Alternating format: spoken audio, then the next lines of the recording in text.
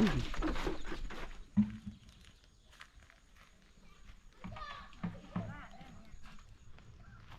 นนี้ขุดคุมมันก็ใกล้สิเลยเปิดน้ำมันสองทางติดต่อมนต์ซ้อเสียงผู้ไทยขอกราบสวัสดีและก็สบายดีพ่อแม่พี่น้องสู้ผู้สู้คนมื้อนี้ก็มาตั้งเสาเฮิรนเสาเต้นนั่นแหละกำลังตีถังมันตีอันพังสักกะแล้วพี่น้องของเราสบายดีเด้ สบายดี มากับลูกชายลานี่แหละ2 คนอันเต้นไปเชื่อว่าไปชดจุ้งไปหากระปูก็เต้นก็มีอยู่สามไปหากินจากได้จากบ่อเด้อพี่น้องแต่ว่าคอยก็ซื้อมาแล้วเด้ออันกินกันนี้นะเพิ่มลาขึ้นต่ำแตงนี้ต่ำแตงกับปิ้งไก่กำลังตีพังมันสักกะแล้วนิ่งเอ็นแล้วพี่น้องเอ้ย5x6นั่นแหละตามบุญเว้านั่นแหละเพราะว่าต่างแห้วกับเฮ็ดตามคำสั่งเพิ่นพี่น้องสักกะปีพังตีพังมันสักกะแล้วพี่น้องกำลังเนะบนตั้งเสาเรียบร้อยมีแต่ตอนแรกนี่ก็คุดนะมากก็สวายได้แล้วก็เพื่อเฮาสิหาไม้น้ำวันนี้มาได้เซมน้ำนี้ก็สวายแล้วตอนนี้ก็เทงพอดีพักผ่อนกินข้าวก่อนจักน้อยจังขุดคุมมั่นบานนี่5x6ก็มีกว้างมีห้อมปัดซ้ำนี้แล้วพี่น้องเพราะมันไข่กว่านี้นี่เพราะมันลื่นเฮิรนเย็นเฮิรนนั้นกระท่อมทำใจแล้วนี่ป้าปลาป้าขึ้นไปตำแตงได้ตอนนี้ก็กำลังขึ้นในบาทนี้ขึ้นไปเฮ็ดกินนะขึ้นไปตำมาแตงก็ปลาตำ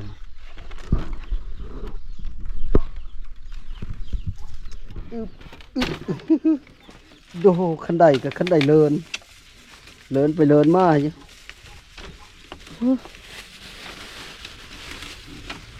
เหยียบขันใดเลินนี่มึงได้เวลาลงป้องเลยจัดไปบัน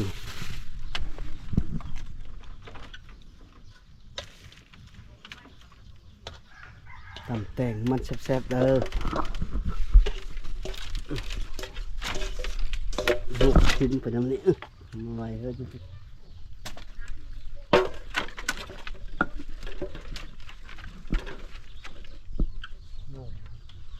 บง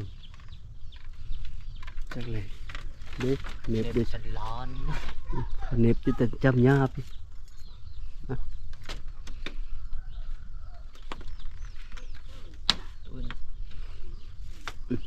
นี่ป่ะ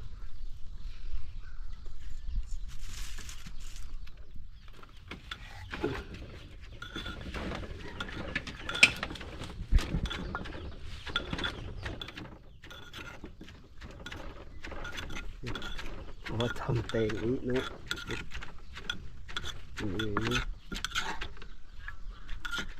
เต้นมียู่มันไปนะมันยู่เพราะมันต่ำเขาก็ได้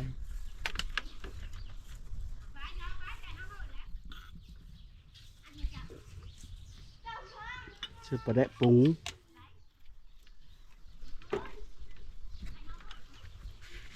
เจ้าตัวนี้เกินมั้ยน้ำตาล ตาย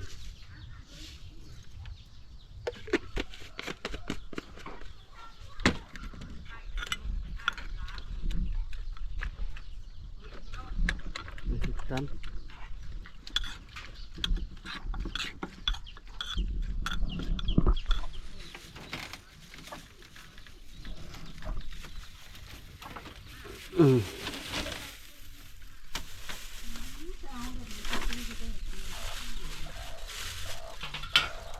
ใกล้กับโอ้ซื้อมากิน2-3อย่างที่มาบัดนี้เอามาปุ๊บ ไม่ได้เขาคลัมนะเขา คลัมบ่ คลัมบ่ได้ เอาเลย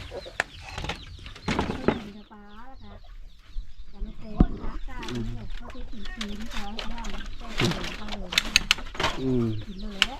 กินไม่ถึงกินไม่ถึงกินเนาะ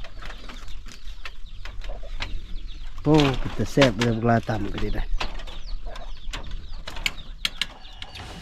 มากพี่น้องกินข้าวน้ำกัน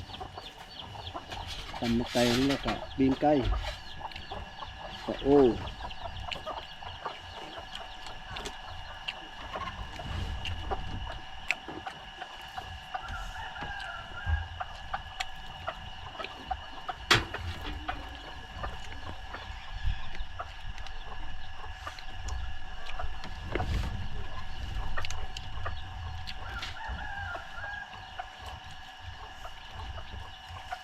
บ้ามากครับผู้สาวผมบอยู่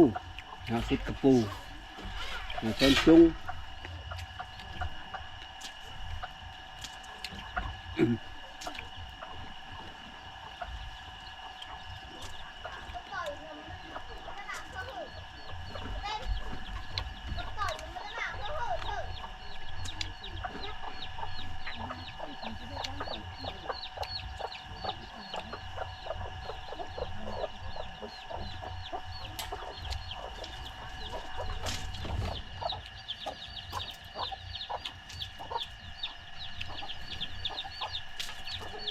เขาแซ่บเนอะแซ่บเหมือนนงแล้วเนาะ เออ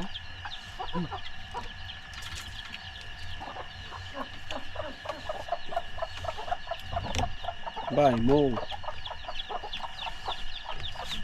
3 นาที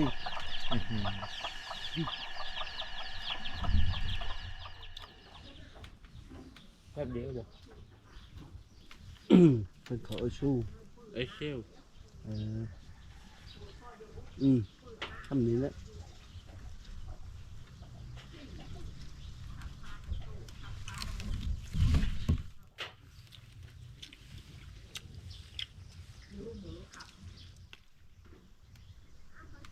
หลังจากเฮาอัน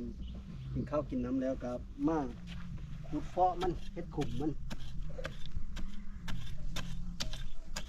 การขุดเฮาก็เสื้อไหมแบบนี้แหละเสื้อไหมแบบว่าเพิ่มมันจากเฟาะมันนะเอาย้อนดิ้งสักก้อนหมายไว้นะขุดก็สบายคันเฮาหมายไว้แล้วเฮาขุดก็สบาย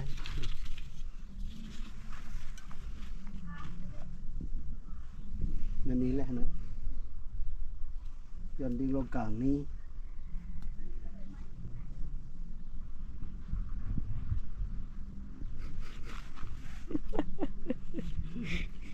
ดิงเก่าเมื่อกี้ดินเห็น รับใส่ได้เป็นที่กับการน้ำใสได้นี่แล้วเขาอ้อ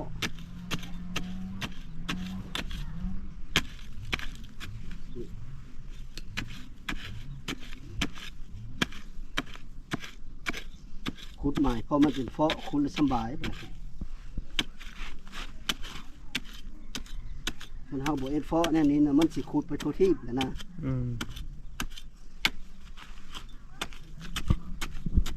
ไม่ได้เชี่ยวหรอวะเนาะ บ่ขุดซื้อเจ็ดลงไปนี่เลยเด้อพวกเราเด้อ มีเขาขุดโอ้ตะกอบนี่ก็ได้3 คุมแข่งบอกว่าแข่งแล้วดินหกโพนมงนี่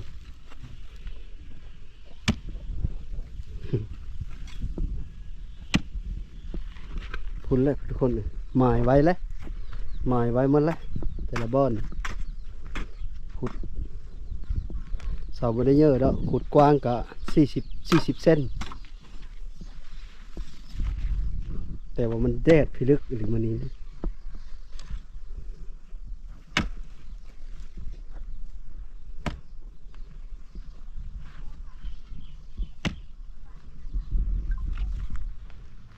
ตอนนี้ขุดคุมมันก็ใกล้สิเลยเปิดน้ำมันเยาว่าคูคุมแล้วทีน้องแต่ว่ายังบ่ทันได้ระดับมันคักนะหลังจากเฮาเบิกน้ำมันออกแล้วก็เฮาก็ซ้อเอาเสียมด้ามซ้อสิประมาณนี้แหละเพื่อเฮาเทกัดเปิ้นขึ้นมากว้าง40 เซน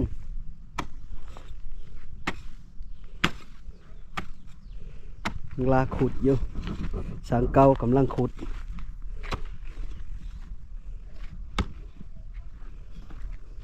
เก้าเสานะพี่น้องเก้าเสา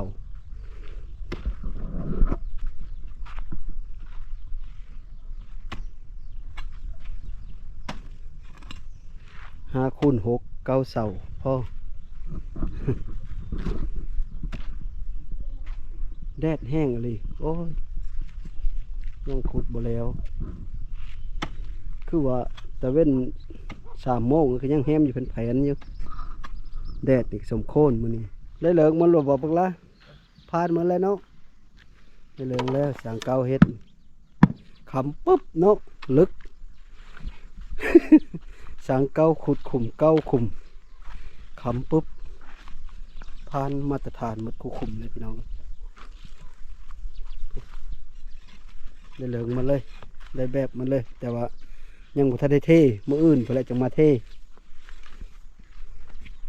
มื้อนี้น่ะมันสิรอพวก มันขำโพดอย่ามันขำละเฮาพะยะเมื่อบ้านไก่อีก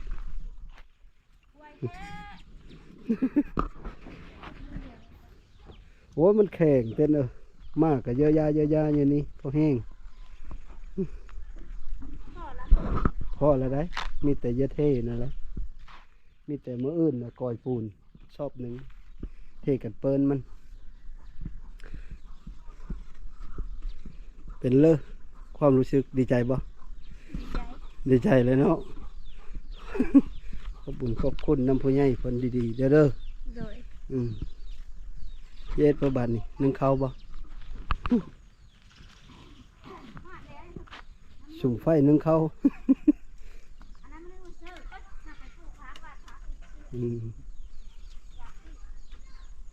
ขำแล้วพี่น้องพอดีพอนึ่งข้าวเต้นกับนึ่งข้าวชุ่มเฮากับพอดีแล้วขุดขุมบ่ท่านชำว่าสิได้เท่มื้อนี้คันอยู่บ้านเดียวจะเท่ได้เยอะเนาะอันนี้เพิ่นชอบเมื่ออี5 โมงปลายเลย5 โมงครึ่งละ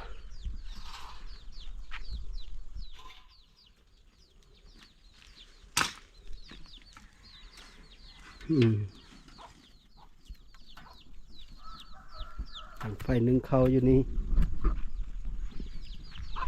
เอาน้ำมานึ่งไปเสือกข้าวอยู่เทิงเพิ่นพี่น้อง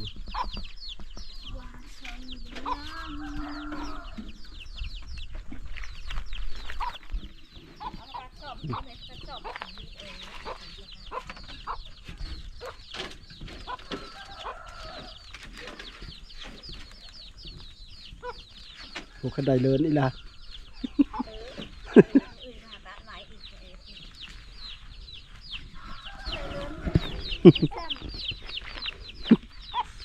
คนนั้นมากพอได้ซื้อเนาะได้ซื้อโหขันไดเลินได้ซื้อว่าโหขันไดเลินสิ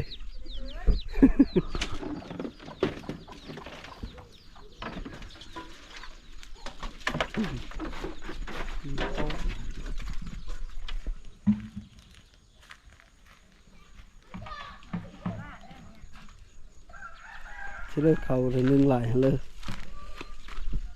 2 ถ้วย 2 ถ้วยโอ้โหยุดโกนก้นผลนี้เซอะก็อิ่มวันนี้นะ3 คน บอก อิ่ม อิ่มอยู่เนาะ เขาเอ็ดหมูใหญ่ข้าวคนน้อย มวยใหญ่เนาะ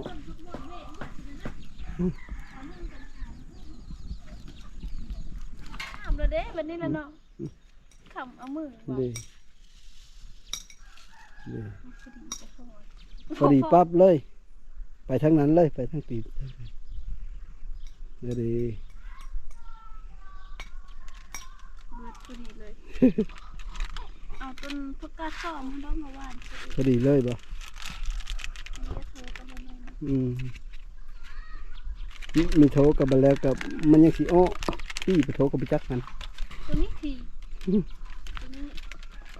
มันมีโชว์ขนาดยามัน อันนั้นใกล้เดี๋ยวสิมาชะลงขุมอีเลใด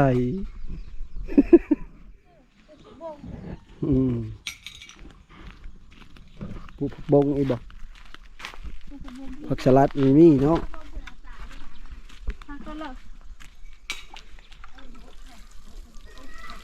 ว่านประกาศว่านเลยโหดน้ำลังสูดไหม สูตรแม่ สูดไหม สูตรแม่ ทั้งนั้นเด้อทั้งนั้นจะมีปุ๊มันมีอันข้างเนาะมีแต่สิ้นข้างนี่ก็ดี นี่ยังมีพ่อได้ขนาด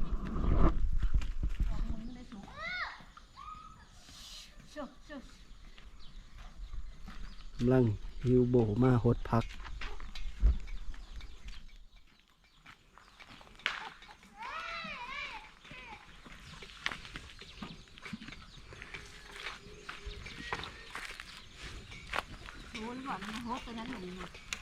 ยังหมูเป๊ะทำได้ ยังหมูเป๊ะช้ำมันขี้ดินห้าวเหรอเนาะมันมีคือได้จับสายมันสีดเชลนนี่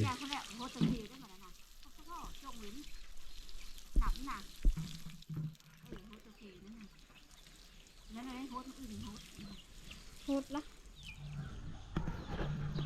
หลังจากมาวันนี้ก็คำพอดีเนาะพวกเราเนาะบุกเป็นบุกเลยเปิดสีเลว แต่บ่ได้บุกไปเลยมันหอนแดด มันหอน แดดแห้งเลยมันนี่ไม่มีหมเลยบ่มีเมฆก้อนเลย มีเมฆเลยมีแต่แดดจนให้ยี่ยี่พี่น้องมาวันนี้ก็คำพอดีกับพากันเมื่อแล้วพี่น้องสุดท้าย ก็ขอขอบคุณเจอแล้วก็ขออยู่ดีมีแห้งขอบใจที่ติดตามรับชมจนจบเนาะสบายดี ไปดีขอบคุณหลายๆเด้อสุขุสุขคน